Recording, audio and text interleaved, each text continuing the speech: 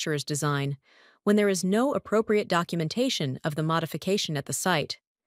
Equipment with circuits that have been modified or disabled should be noted in the service literature, and the actual modification should be clearly spelled out on the schematic.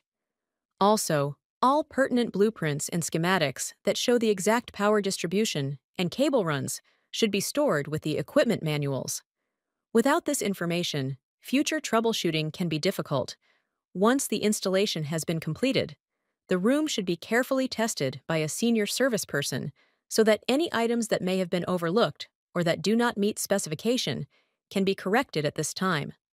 When the room is ready for operation, the engineer may be asked to demonstrate the safe and proper operation of the equipment, user and servicing, although this task is usually performed by a clinical application specialist.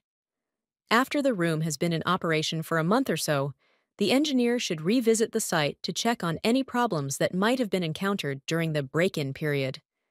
The installation of any radiographic room, whether a new installation or a reinstallation of used equipment, can be divided into several stages. These are 1. Site planning 2. Room preparation 3. Pre-staging equipment 4. Equipment delivery 5. Equipment alignment and mounting 6. Calibration and adjustment 7. Final testing 8. Installation PM checklist 9. User in-servicing 10. Follow-up.